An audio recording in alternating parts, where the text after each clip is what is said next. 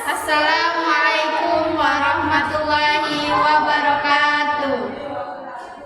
Baiklah, perkenalkan kami dari kelompok 5 akan mempresentasikan hasil makalah kami yang berjudul Pengertian dan Kewajiban Sholat, Dasar Hukum, Hikmah Sholat, dan Pendapat Ulama yang Memakai Kunut. Baiklah, perkenalkan nama saya Sutarsi dan rekan saya. Nama saya Marcelina.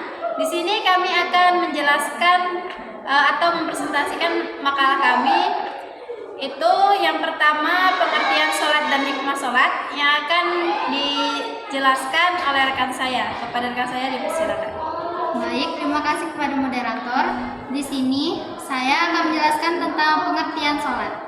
Sholat menurut bahasa adalah doa, sedangkan menurut istilah adalah pekerjaan dan ucapan yang diawali oleh takbiratul ihram dan diakhiri oleh salam. Secara dimensi fikih, sholat adalah beberapa ucapan atau rangkaian ucapan dan perbuatan atau gerakan yang dimulai dengan takbir dan diakhiri dengan salam, yang dengannya kita beribadah kepada Allah dan menurut syarat-syarat yang telah ditentukan oleh agama. Pemulaan sholat. Sholat didirikan dengan membaca kalimah kebesaran Allah, yaitu musolli, bertakbir dengan mengucapkan Allahu Akbar. Maka serempak jiwanya bergerak menghadap ke hadirat Allah yang maha tinggi, maha mulia. Sementara musolli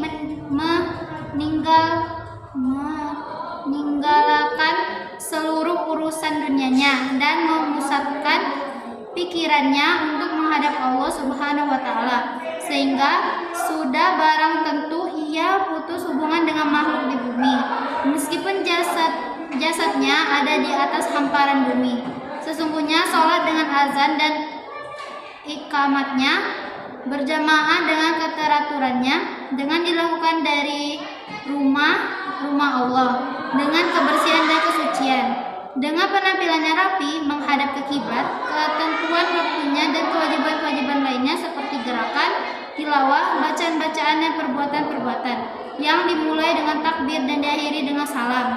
Dengan ini semuanya, maka sholat mempunyai nilai lebih dari sekedar ibadah bumi. Seraya berdoa selamat, mengucapkan salam kepada makhluk bumi, keselamatan dan kesejahteraan yang diperuntukkan bagi sesama makhluknya. Sebab itulah salat berawal dengan takbiratul ihram, Allahu Akbar, dan berakhir dengan salam. B. Kewajiban salat. Muhammad Jawad Muhnia mengatakan dalam Al-Fiqh Al-Madzahib Al-Hasya, salat dibagi menjadi dua, yakni salat wajib dan salat sunnah. Salat yang diwajibkan atas setiap muslim ini kerap disebut salat 5 waktu. Salat 5 waktu terdiri dari 17 rakaat yang dikerjakan dalam sehari semalam, dengan rincian 2 rakaat salat subuh, 4 rakaat salat zuhur, 4 rakaat salat asar, 3 rakaat salat maghrib, dan 4 rakaat salat isya. Perintah melaksanakan salat 5 waktu ini bermula ketika Nabi Muhammad SAW melakukan Isra Mi'raj, sebuah perjalanan suci sehari semalam dari Masjidil Haram ke Masjidil Aqsa, dilanjutkan menuju Sidratul Muntaha. Isra Mi'raj terjadi pada malam 27 Rajab di tahun ke-8 kenabian Nabi Muhammad SAW. Beliau kemudian menerima perintah untuk mengerjakan sholat wajib 5 kali dalam sehari semalam atau sebanyak 17 rakaat. Perjalanan Isra Mi'raj sebagai awal perintah salat 5 waktu ini diceritakan dalam Al-Quran pada surat Al-Isra ayat 1,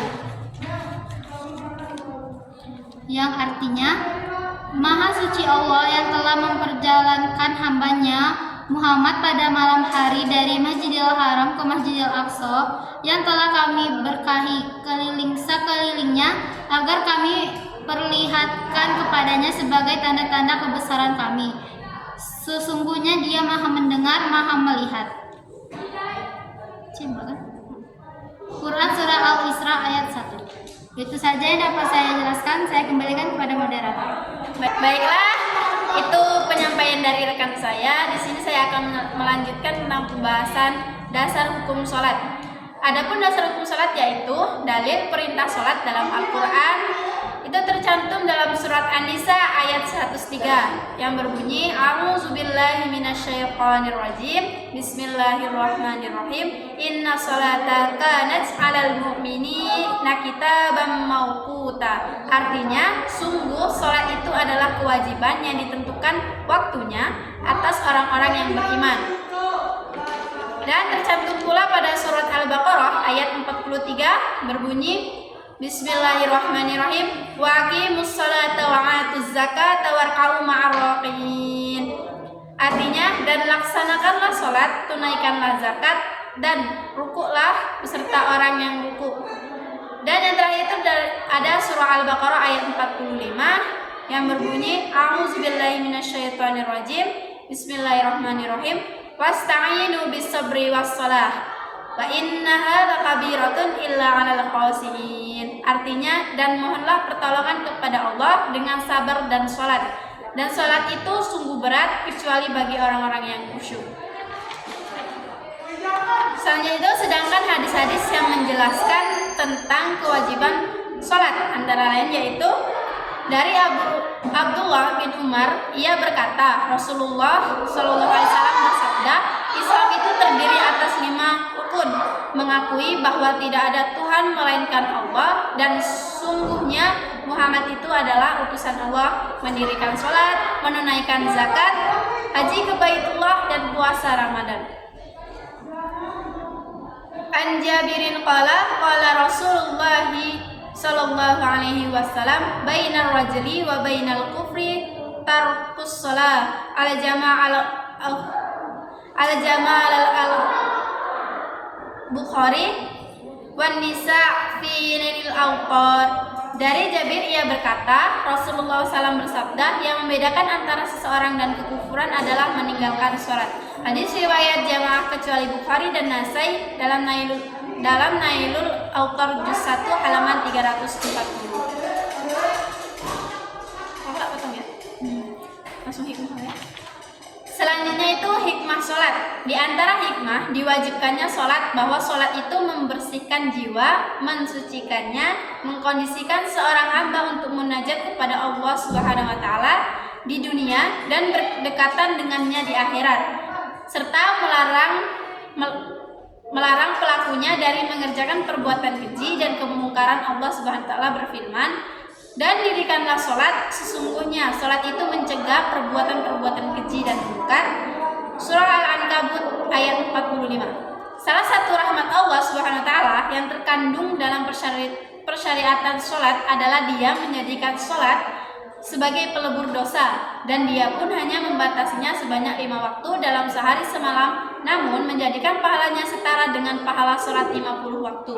Dengan melaksanakannya sholat, pelaku berarti telah melaksanakan perintah Allah SWT, bersyukur kepadanya atas penyucian dirinya dari dosa-dosa, bersyukur atas pahala yang telah diberikan kepadanya, dan atas anugerahnya yang tiada pernah putus.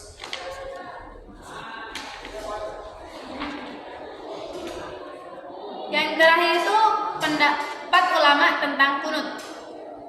Berikut pandangan 4 imam mazhab tentang kunut. Yang pertama itu mazhab Syafi'i. Imam Syafi'i berpendapat bahwa kunut mutlak dilakukan pada saat sholat subuh walaupun tidak ada kejadian besar yang menimpa umat muslim.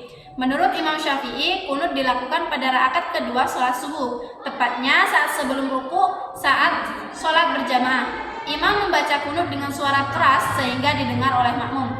Yang kedua itu mazhab Maliki. Imam Maliki sependapat dengan Imam Syafi'i bahwa kunut mutlak dilakukan setiap sholat subuh meskipun tidak ada kejadian besar yang menimpa umat Islam. Namun terkait pelaksanaan kunut, Imam Maliki berbeda pendapat dengan Imam Syafi'i. Menurut Imam Maliki, kunut dilakukan sebelum ruku pada rakaat kedua. Jika sedang sholat berjamaah, imam membaca kunut dengan suara rendah sehingga makmum tidak mendengarnya. Yang ketiga, mazhab Hanafi. Imam Abu Hanifah berpendapat bahwa kunut dilakukan hanya pada waktu sholat witir.